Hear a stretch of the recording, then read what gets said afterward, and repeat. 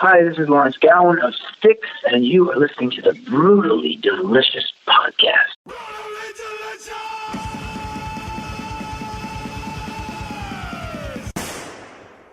Hey, you're listening to the Brutally Delicious Podcast. I am Bruce. And I'm Chris. Today, we've got a real special show for you. We've got Lawrence Gowan of Styx fame. I know myself, speaking for myself, I've been a fan of Styx forever, and this is going to be a real treat to talk to him. And I know, Chris, as a fellow Canadian, you're interested in speaking with them as well. Hello.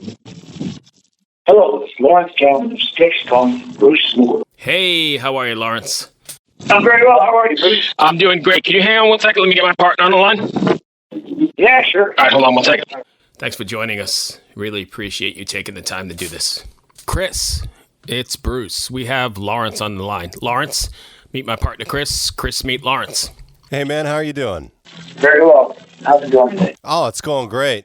Before we get started here, I just want to say, I live in North Virginia now near D.C., but I originally grew up in Canada, and I'll never forget seeing the Criminal Minds video when it debuted on Video Hits on the CBC back in the day, way back in the day. Well, that's great. That's funny. That's what a coincidence. So where are you guys right now? I'm in Richmond. And I'm just outside D.C. in Virginia. Virginia, yeah. Last night our show here, we're up in Casino Rama up in Aurelia, Ontario. So we played here last night. We're playing here again tonight with Styx, and we played the Criminal Minds last night. We'll play it again tonight. So it's kind of good talking to a guy that actually saw the original before the original happened. Oh, yeah. What was the girl that hosted Video Hits? Samantha. Yeah. And that was like... Taylor. Yeah, and that song came out just on the cusp of when Much Music was starting, if I remember correctly. So, anyways, you're the lead singer of Styx now. What was it like going from being such a successful solo artist in Canada and joining Styx and then having to sing their songs? Well, very different, quite honestly. But having said that, every time I go to make an album, we kind of create something of a band in the studio anyway, and then being on tour solo, the biggest difference, quite honestly, Chris, is that instead of me being responsible for every single little piece of minutia that's involved, you've got a band effort, and that when you're sharing the burden, although it's not really a burden, but the responsibility, I guess, with other guys, you tend to make more balanced decisions, and you tend to kind of right the ship a lot quicker than when you're trying to do the thing on your own. I like both, though. I really do. I mean, I right after I finished this series of Styx shows, we play here tonight in Canada, and then we go back to New York for tomorrow night. Then I return to Canada and start up a series of solo shows. I like the kind of yin and yang, I suppose you'd say, of both, the balance of both, where in Styx, I'm part of a great legacy with this band, and I can lean on that very heavily. And whereas in my own world, the responsibility, the accountability factor goes way up, and I enjoy that too if we're able to pull it off. Yeah, absolutely. I actually saw a video, I think from a drum company about the drummer in your band, and it looks like you guys are having just a ton of fun on the road, and like you're a really cohesive unit as a band. I think what happens is you get, let's call it, more seasoned. When you play with great players, they're constantly challenging you to be up to their level, and hopefully vice versa. It all kind of. So we're very fortunate to be in a band that is that's like that. We really do spur each other on, and we as a result, we don't accept anything less than our best performances, and whatever it takes to uphold the Styx brand, or whatever you want to call it. So, but mixed in with that is this is a really great factor. The guys in the band have a great sense of humor, and so we do enjoy each other's company on stage and off, and it's we just celebrated Jay White's birthday yesterday, and that's like a pretty raucous occasion, and then you end it with us playing a concert in front of a few thousand people, and everyone's got big smiles on their faces. So what is there to complain about? Exactly. That's awesome. When you joined Styx, did you guys have to change the key of the songs, or did your voice already fit the key the songs were originally written in? That is a great question. You know, what's funny is when they first called, so it was early 1999, so just over 20 years ago now. And they asked, we think you might be the guy that should join the band. And I said, okay, I'm really honored. Give me an hour to think this over. And they said, sure. So I immediately ran out the door, got in the car, went down to a local vinyl record store, grabbed a copy of Grand Illusion, came home, put it on, and realized, we have the same vocal range. So, oh, wow. But you know what's funny is you're the first person in 20 years that's ever asked me that question in that manner about the keys, because I happen to believe quite strongly that the original key that a song is done in, it's a rare occasion when you can kind of get away with altering that key or lowering it and still having the same emotional connection to the song. It shifts it. I don't know how, but subtly it shifts it into a different thing. Look, sometimes it can actually be better, but for the most part, especially in classic rock, the keys of those songs are kind of pivotal to the whole tone of it. And no, I can tell you, Styx perform every single song we do is in the key in which it was originally recorded. No, we're able to still hit the notes, and we still, probably why we still use our tight pants. Oh man, that's awesome. Bruce? So Lawrence, what I was wondering is, as you mentioned, you're a more seasoned player as opposed to the dirty word of being older. Do you find it increasingly more difficult to get out there and play shows? Because, looking at your schedule and your itinerary, you guys play quite a few shows. Even, at this late stage in the game. We travel really well. That's one of the things that, and we're accustomed to it. We've done this for, I've done it for 40 years. So I'm accustomed to this kind of pace to my life. Quite frankly, I get better sleep and better rest when I'm on tour. And when I get home for a bit, the agenda is just like really pressing. I got to get this done and that done. There are all these things that you're able to, not ignore, but kind of put off when you're on the road. I'll do that when I get home. Yeah, right. So we tend, because we tour so much, that really is very much connected to what Chris was just asking. That's part of why we were able to focus on it so intensely, and so, to the exclusion of just about everything else. And we have an amazing crew and, great bus drivers and all that type of thing that they keep us really, it's almost embarrassingly comfortable, quite honestly. I'm talking to you now from oh my God, it's essential. Because, the biggest thing that we're trying to avoid is over fatigue. Burning your voice is number one. It all comes down to trying not to burn out your voice and having the energy to do that. The energy level of a Styx show is not like a band of our vintage.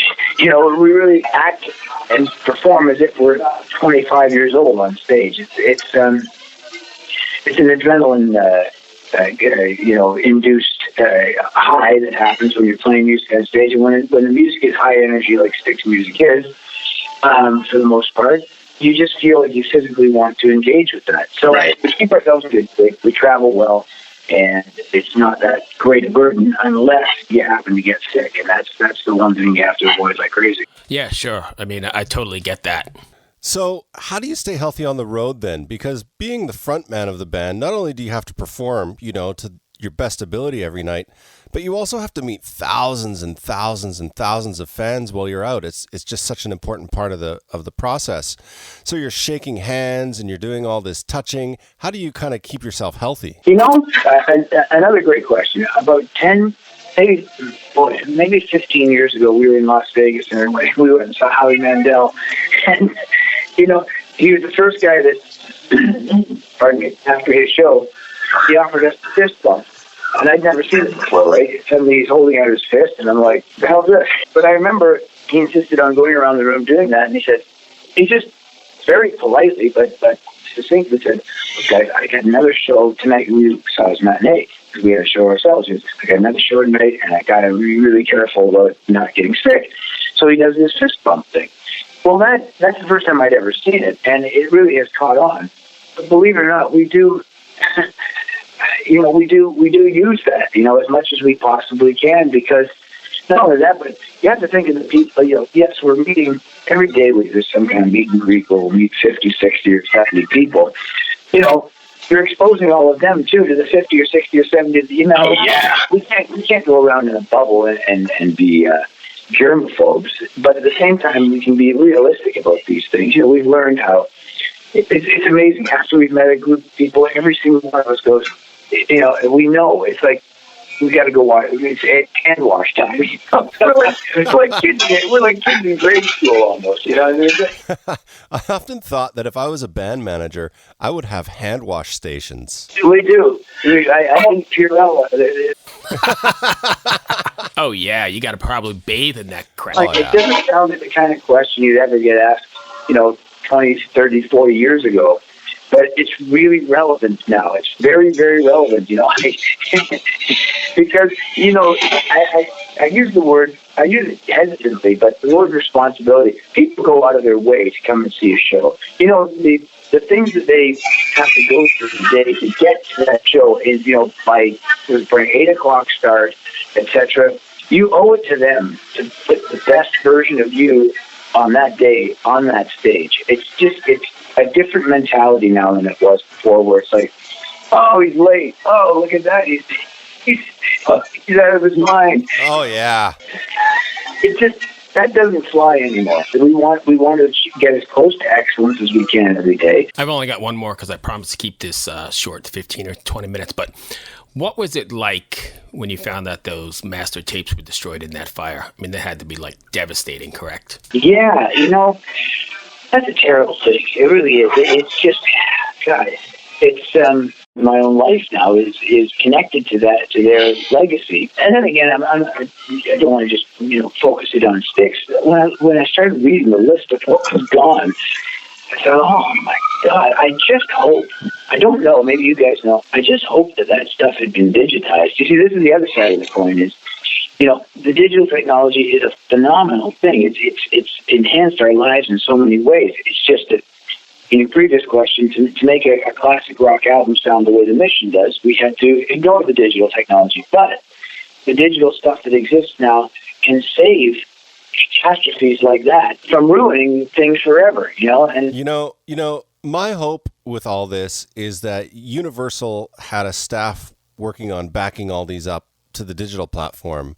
When I was an audio engineer in Vancouver, I spent weeks and weeks and weeks doing nothing but digitizing tapes. So I would think, a major label like Universal, it was Universal, right? I think.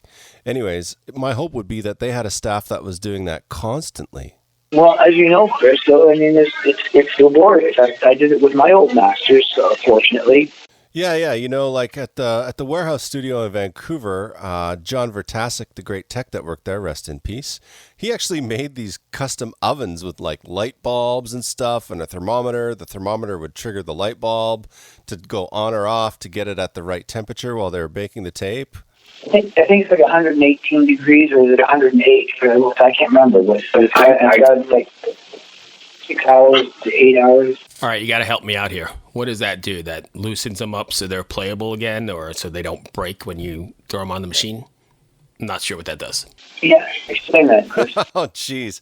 I don't want to take up time talking about this. I mean, we're talking to Lawrence Gowan here. But anyways, the particles on the tape that record the audio, the magnetic particles, over time, they get kind of sticky and they'll shed. So once you bake the tape, it kind of solidifies those, and you can get another 1 or 2 plays out of them. Right, that makes sense. 1 or 2 plays, you can digitize them and save the material.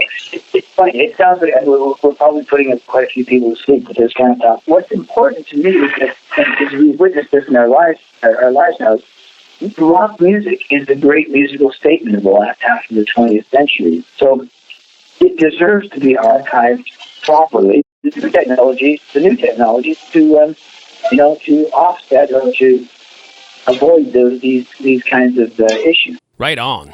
I agree with you, brother. Yeah, me too. Hey, Bruce, I think we're a bit over time here. Yeah, I know we are, but I don't mean to bother you, Lawrence. I'm sorry to have kept you this long, but it's truly a pleasure talking with you.